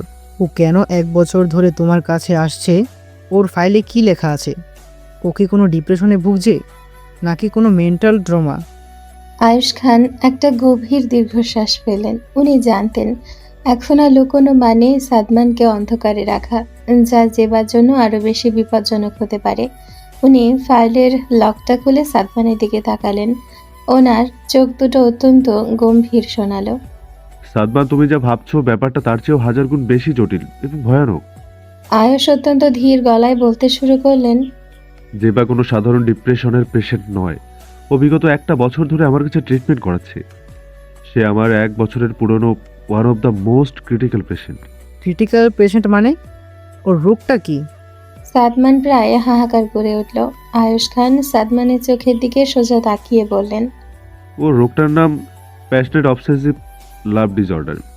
ও এমন একজনের প্রেমে পড়েছে যাকে ও নিজের মগজ থেকে কোনোভাবেই ডিলিট করতে পারছে না। আর সেই মানুষটার জন্য ও নিজেকে প্রতিদিন ভেতরে ভেতরে শেষ করে দিচ্ছে। আজকেও আমার কেবিনে এসে বসে নিজের উপর তীব্র ক্ষোভ উগড়ে দিয়েছে। তুমি কি জানো ও কার প্রেমে পড়েছে সাদমান? সাদমানের বুকের ভেতরটা যেন 1 সেকেন্ডের জন্য স্তব্ধ হয়ে গেল। ওর পায়ের নিচের মাটিটা সত্যি সত্যি সরে যাচ্ছিল। সে কাঁপতে কাঁপতে চেয়ারের হাতলটা ধরলেন। ওর মনে হলো ওর হার্ট সায়েন্সের সমস্ত বিদ্যা যেন এই মুহূর্তে ব্যর্থ হয়ে যাচ্ছে। সে শুকনো ঠোঁট দুটো জিভ দিয়ে ভিজিয়ে নিল। কার কারা প্রেমে পড়েছো? কলেজের কোনো ছেলে, কোনো ক্লাসমেট? সাদমান অত্যন্ত ক্ষীণ কণ্ঠে জিজ্ঞেস করলেন, না সাদমান, ও কোনো সমবয়সী ছেলের প্রেমে পড়েনি। যে বা ভালোবেসে ফেলেছে ওনার বাবার বয়সী, ওর বাবার ফ্রেন্ড, দেশের স্বরাষ্ট্রমন্ত্রী আরিশান মৃধাকে। আরিশান মৃধা নামটা শোনা মাত্রই সাদমানের পুরো পৃথিবীটা যেন 1 মুহূর্তের জন্য ওলটপালট হয়ে গেল। ওর মাথাটা ঝিমঝিম করে উঠল। চোখ দুটোর সামনে ঘন অন্ধকার নেমে এলো। সে অবিশ্বাস্য, স্তম্ভিত আর তীক্ষ্ণ ধাক্কা খাওয়া মানুষের মতো ওখানেই চেয়ারের উপর ধপ করে বসে পড়ল। ওর মুখ থেকে আর কোনো শব্দ বের হলো না। শুধু ওর সদ্য চূর্ণ বিচূর্ণ হয়ে যাওয়া মনটা এক অজানা গভীর গহ্বরে তলিয়ে যেতে লাগলো। সারিমের বাবাকে। সাদমানের এসব বিশ্বাস করতে খুব কষ্ট হচ্ছিল। ভেতরটা একদম ফেটে যাচ্ছিল। তবে মেডিকেল ফাইলকে বিশ্বাস না করার কোনো উপায় নেই। সন্ধ্যার গোধূলি বেলায় এক মায়াবী আলোয় ডুবে আছে। সারিমের ভারী বুট জুতোয় মার্বেল মেঝের ওপর খটখট শব্দ তুলে সে বাড়ির ভেতর ঢুকলো। তার কপালে চিন্তার ভাঁজ আর চোখে রাজ্যের ক্লান্তি। সারাদিন মন্ত্রণালয়ে মিটিং, শিক্ষা ব্যবস্থা নিয়ে বিভিন্ন আমলাদের সাথে তর্ক বিতর্ক, সব মিলিয়ে ওর মস্তিষ্ক যেন আজ জ্যামিতিক হারে ক্লান্ত হয়ে পড়েছে। কবিরাজের দেওয়া পানির বোতলটা ওর রুমে যত্ন করে রাখা, কিন্তু সেটা প্রয়োগের চেয়েও বেশি প্রয়োজন এখন ওর মনের প্রশান্তি, ওর চন্দ্রিমাকে। অরির পড়ার ঘরের দরজাটা ভেজানো ছিল। সারিম নিঃশব্দে ঠেলে ভেতরে ঢুকতেই দেখল অরি টেবিল ল্যাম্পের আলোয় ঝুঁকে পড়ে মোটা বইয়ে ডুব দিয়ে আছে।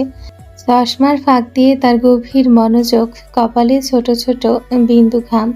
অরিকে এত স্থির আর শান্ত দেখে সারিমের বুকের ভেতরটা এক অদ্ভুত আবেগে কেঁপে উঠল। ও ধীরে ধীরে অরির পেছনে গিয়ে দাঁড়ালো। অরি টের পায়নি সারিমের উপস্থিতি।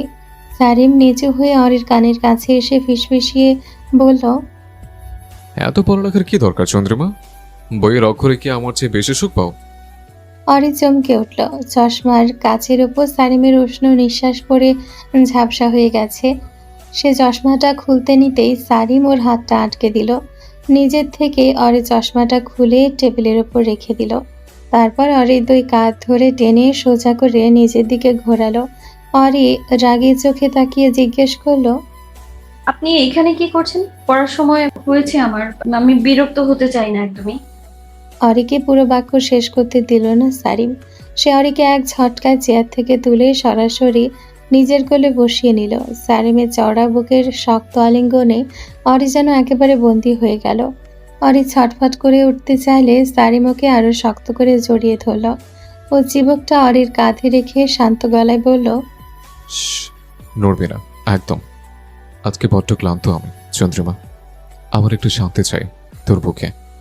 অরি সারিমের এই আকস্মিক নরম সুরে একটু দ্বিধাগ্রস্ত হয়ে পড়ল, কিন্তু তার রাগ তখনও কমেনি। সে কাঁধ ঝাঁকিয়ে বলল, শান্তি চাইলে নিজের রুমে গিয়ে ঘুমান, পড়ছি আমি, ছাড়ুন আমায়। সারিম চোখ বুজে রইল। ওর গলার স্বরে এখন এক গভীর আরতি। তুই কি বলছিস না? সারাদিন তোকে ছাড়া থাকাটা আমার জন্য কত কঠিন। তুই কেন এইভাবে বইয়ের পথে নিজেকে ডুবিয়ে রাখিস? একটু আমার দিকে তাকা, আমার মাথায় একটু হাত বুলিয়ে দিয়ে না, খুব ব্যথা করছে মাথাটা। অরি তবুও বিরক্ত হলো। সারিমের এই পুরুষালী গায়ের সুবাস আর ওর এই আচরণের তীব্রতা অরির ভেতরের এক ধরনের বিদ্রোহ তৈরি করেছিল। সে নিচু স্বরে বলল, আপনি নিজের মাথা ব্যথা নিয়ে আমার বইয়ের পাতা নষ্ট করবেন না। পড়ার সময় ডিস্টার্ব করা আপনার অভ্যেস হয়ে গেছে। সারিম সাথে সাথে চোখ খুলে অরির দিকে তাকালো। ওর চোখে এবার ক্লান্তি চাপিয়ে এক অদ্ভুত জ্বালা ফুটে উঠল। সে অরিকে কোলে নিয়ে উঠে দাঁড়ালো। অরি বুঝে উঠতে পারল না সারিম কি করতে যাচ্ছে। হঠাৎ সারিম অরির বই, কেমিস্ট্রি, নোটবুক সব টেবিল থেকে হাতের সাহায্যে মেঝেতে ফেলে দিল। অরি চিৎকার করে উঠল। কি করছেন আপনি? আমার নোটগুলো। সারিম পকেট থেকে একটা লাইটার বের করে মেঝেতে পড়ে থাকা নোটবুকের পাতায় আগুন ধরিয়ে দিল। আগুনের শিখা দপ করে জ্বলে ওঠে ও চোখের সামনে অরির কষ্টে লেখাগুলো পড়তে শুরু করলো। অরি স্তব্ধ হয়ে দাঁড়িয়ে রইল। ও চোখের কোণ দিয়ে জল গড়িয়ে পড়ল। সে কম্পিত কণ্ঠে বলল, আপনি আপনি পাগল? আপনি এত নীচ হতে পারেন সারিম? ওগুলো আমার কষ্টের ফসল। সারিম অরির সে কান্নার দিকে না তাকিয়ে ওকে সজোরে নিজের সাথে অরিকে বিছানায় চেপে ধরল। ওর বুকে অরির মুখটা গুজে দিয়ে সে ফিসফিসিয়ে বলল, হ্যাঁ, আমি পাগল। তোর এই পড়ার নেশার জন্যই আমাকে পাগল হতে হয়েছে। আমি সহ্য করতে পারি না তুই পড়ার জন্য আমাকে এড়িয়ে যাবি। আর একটা শব্দ করবি না, চুপচাপ এখানে শুয়ে থাক। অরি নিজেকে ছাড়ানোর জন্য আপ্রাণ চেষ্টা করতে লাগলো, কিন্তু সারিমের বাঁধন যেন ইস্পাতের মতো। সারিম ওর হাতটা টেনে নিজের মাথায় রেখে দিল। গম্ভীর গলায় বলল, হয় মাথায় হাত বোলাবি, নয় আমার এই পশুটা তোকে আজ ছিঁড়ে খাবে। তুই যদি এখন নিজেকে শান্ত না করিস, তবে আমি ভুলে যাব তুই আমার বউ নাকি অন্য কেউ। আমি আজ ভীষণ ক্ষুধার্ত চন্দ্রিমা, তোর এই অবদ্ধতার ফল আমি তোকে এখনই ভোগাবো। অরি ভয় পেয়ে গেল। সারিমের চোখে সে আদিম আর পশুর মতো তীব্রতা ওকে পাথরের মতো জমিয়ে দিল। বাধ্য হয়ে বুক ভরা কষ্ট আর অপমানে সে সারিমের মাথায় নিজের হাতটা রাখল। সারিম যেন এক নিমিষে শান্ত হয়ে গেল। ওর বুকের ওপর অরির নিঃশ্বাস পড়া ছন্দটা সারিমের কানে কোনো লরির চেয়ে কম ছিল না। অরি নীল রঙের শার্টের ওপর দিয়ে সারিম নিজের মুখটা গুজে দিয়ে ফিসফিস করে বলল, সরি চন্দ্রিমা, আমি জানি আমি অনেক বড় অন্যায় করেছি তোর বইগুলো পড়িয়ে, কিন্তু বিশ্বাস কর, তোর এই বইগুলো যখন আমার আর তোর মাঝে দেয়াল হয়ে দাঁড়ায়, তখন আমার নিজেকে আর নিয়ন্ত্রণ করতে পারি না। তুই শুধু আমার, এমনিতে আপনার সারিমের রানী হয়ে বগে থাকবি, বইয়ের দরকার নেই। অরি কিছু বলল না। ওর হাতটা সারিমের চুলে আটকে আছে। সে কাঁদছে নিঃশব্দে। ওর নিজের স্বপ্নগুলো পুরো ছাই হয়ে যাচ্ছে আর সারিম ও চন্দ্রিমার বুকে মাথা রেখে গভীর এক শান্তির সাগরে ভাসছে। সারিমের শ্বাস প্রশ্বাস আস্তে আস্তে ভারী হতে লাগলো। ক্লান্তির ভারে সে চোখ বুজে ফেল। অরে নিচে তাকিয়ে দেখলো সারিম একদম ছোট্ট বাচ্চার মতো ওর বুকে মাথা রেখে ঘুমিয়ে পড়েছে। এই সেই পুরুষ যে কিছুক্ষণ আগে দানবের মতো ওর বই খাতা পুড়িয়ে দিল, আর এখন সে ওর বুকের ওপর মাথা রেখে তৃপ্তির ঘুম দিচ্ছে। অরি নিজেও আর নড়তে পারল না। ওর হাতটা সারিমের চুলে বিলি কেটে যাচ্ছিল, যদিও মনে মনে সে সারিমকে 1000 বার অভিশাপ দিচ্ছিল সন্ধ্যা ঘনিয়ে রাত নামবে। অরির বুকের ওপর সারিমের এই নিবিড় ঘুম যেন আরো বেশি গাঢ় হলো। হসপিটাল থেকে ফেরার পথে যেবার চারপাশটা কুয়াশার মতো ঝাপসা মনে হচ্ছিল। আরিশান মৃধার নামটা তার মগজের প্রতিটি কোষে যেন কাটার মতো বিচ্ছে। ডক্টর আয়ুষের কথাগুলো, উনি কোনোদিনও আপনাকে প্রেমিক বা স্ত্রীর চোখে দেখবেন না। এই বাক্যটি বারবার তার বুকের ভেতরটা দুমড়ে মুচড়ে দিচ্ছে। যেবা অটোরিকশা জানালার কাছে মাথা ঠেকিয়ে রাখলো। ও ঠোঁটের কোণে রক্ত শুকিয়ে কালো দাগ হয়ে আছে। কনসিলারের আড়ালে ঢাকা পড়া গাল দুটো এখনো দপদপ করছে। শেকভিলার গেট দিয়ে ঢুকে সদর দরজায় এসে পা দিতেই দেখতে পেল ড্রয়িং রুমের ভেতরে থেকে হাসির শব্দ ভেসে আসছে।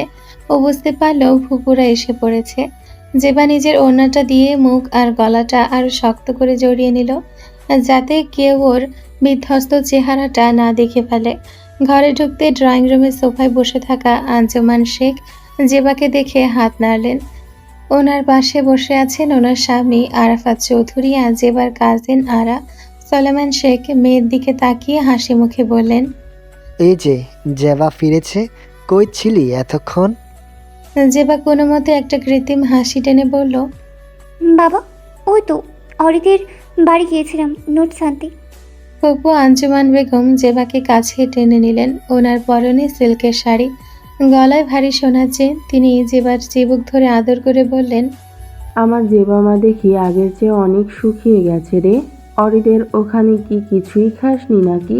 চেহারাটা এমন ফ্যাকাশে হয়ে আছে কেন? জেবা মাথা নিচু করে রইল। ফুপুর স্পর্শে ওর গা শিউরে উঠল। তার এখন খুব ইচ্ছে করছে এই ঘর থেকে দৌড়ে পালিয়ে যেতে। ঠিক তখনই আঞ্জুমান বেগম সলেমান শেখের দিকে তাকিয়ে হাসি দিয়ে বললেন, সোলেমান, তাহলে যা কথা হয়েছে সব পাকাপাকি রইল তো? আমি কাল সকালেই লোক পাঠাবো। জেবাকে আমি একদম আমার বাড়িতেই নিয়ে যাব। আমার ঘরে নতুন বউ আসার জায়গা তৈরি হয়ে গেছে। জেবা চমকে উঠে ফুপুর দিকে তাকালো। ফুপু, আপনি কি বলছেন? আমি বুঝলাম না। ফুপু কোনো উত্তর না দিয়ে হাত ব্যাগ থেকে একটা ছোট মখমলের বক্স বের করলেন। বক্স খুলতেই একটা উজ্জ্বল হীরের আংটি ঝিলিক দিয়ে উঠল। আঞ্জুমান বেগম জেবার হাত টেনে আংটিটা ওর আঙ্গুলে পরিয়ে দিলেন। তারপর আরার দিকে তাকিয়ে বললেন, আরা, তুই জেবাকে নিয়ে যা, ওর সাথে একটু গল্প কর। আমি তোর মামার সাথে বাকি বিষয়গুলো নিয়ে আলাপ করি। জেবা পুরো বিষয়টাতে প্রচণ্ড অবাক, স্তম্ভিত। সে কিছু বুঝে ওঠার আগেই আরা তাকে হাত ধরে দোতলার দিকে নিয়ে গেল। নিজের রুমে বসিয়ে আরা জেবার কাঁধে হাত রেখে উত্তেজিত গলায় বলল, কি খবর বলতো? কেমন লাগছে হবুকনের? ভাইয়া তো কালই বাড়ি এসে মাকে বলেছে সে আর দেরি করতে চায় না। জেবা হতবাক হয়ে তাকিয়ে রইল। আরা, কার কথা বলছিস? ভাইয়া মানে সাদমান ভাইয়া? আরা খিলখিল করে হেসে দিয়ে জেবার হাতটা নিজের হাতে নিল। হ্যাঁ, সাদমান ভাইয়া। আর কে? তুই জানিস না ভাইয়া আমেরিকা যাচ্ছে? সেখানে ওর হার্ট সার্জারির উপর বড় একটা হসপিটালে জব অফার এসেছে। পরশু রাতে এসে মাকে সব বলেছে। ভাইয়া চাই তুই ওর সাথে যাবি।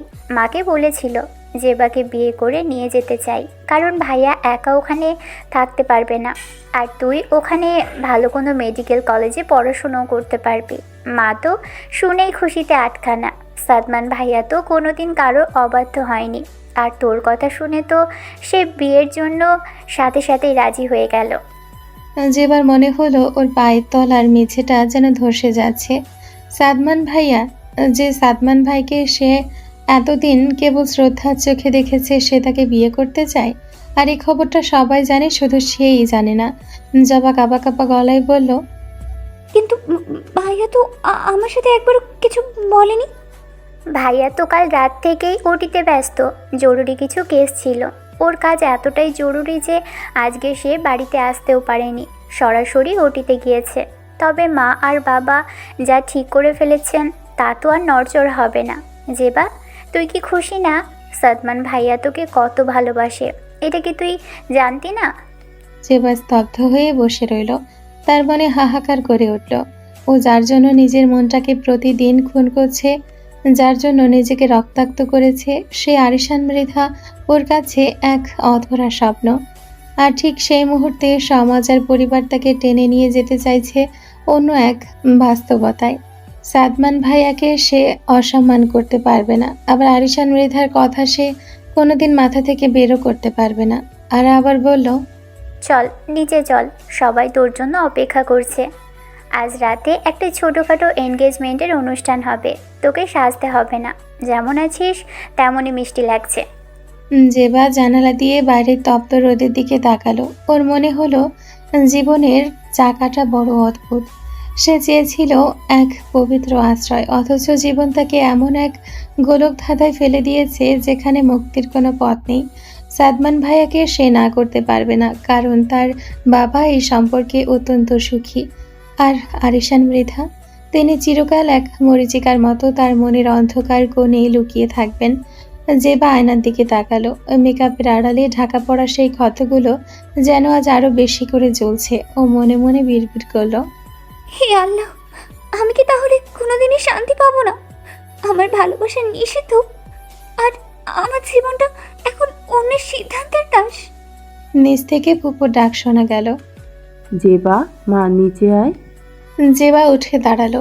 ও জানে না এই আংটিটা তার হাতে একটি শিকল হয়ে দাঁড়িয়েছে, অথচ তার হৃদয়ে পড়ে থাকবে অন্য এক মানুষের নাম, যে তাকে কখনো জানতেই পারবে না যে তার জন্য এই মেয়েটা কতবার নিজের আত্মাকে চুরমার করে ফেলেছে। আরা জেবার হাত ধরে সিঁড়ির দিকে নিয়ে যেতে লাগলো। জেবার মনে হলো প্রতিটি সিঁড়ি যেন তাকে অন্ধকার এক গহ্বরের দিকে টেনে নিয়ে যাচ্ছে। সে হাঁটছে, কিন্তু ওর ভেতরটা যেন পাথরের মতো ভারী। নিচে সলেমান শেখ তার একমাত্র মেয়ের উজ্জ্বল ভবিষ্যৎ নিয়ে কথা বলছেন, অথচ তিনি জানেন না তার এই মেয়ের জীবনটা আর কোনোদিন স্বাভাবিক হবে না। আরিশান মৃধার ছায়া তাকে আজীবন তাড়া করে ফিরবে। জেবা নিচে নেমে আসতে সবাই তাকে ঘিরে ধরল। আঞ্জুমান বেগম আবার বললেন, কি মিষ্টি লাগছে আমার বৌমাকে। সোলেমান, তুই নিশ্চিত থাক, আমি জেবাকে আমার মেয়ের মতোই রাখবো। জেবা হাসলো। সেই হাসিটা ছিল এক অদ্ভুত বিষণ্ণতায় মোড়া। কিছুক্ষণ পরের দৃশ্য, মেহমানরা একে একে বিদায় নিতেই পুরো শেখ ভিলায় একটা থমথমে নীরবতা নেমে এলো। ড্রয়িং রুমের ঝলমলে আলোটা এখন জেবার চোখে তীব্র সূচের মতো বিচ্ছে। সোফায় বসে থাকা সোলেমান শেখের মুখে তখনও এক চিলতে তৃপ্তির হাসি। নিজের একমাত্র মেয়ের এমন প্রাতিষ্ঠানিক এবং নিরাপদ ভবিষ্যৎ দেখে একজন বাবার বুকে যে স্বস্তি, তা ওনার চোখে মুখে স্পষ্ট। সবাই চলে যেতেই সোলেমান শেখ জেবাকে ইশারায় ওনার পাশে এসে বসতে বললেন। জেবা যান্ত্রিক পুতুলের মতো গিয়ে বাবার পাশে বসলো। সোলেমান শেখ জেবার মাথায় হাত রেখে পরম স্নেহে বললেন,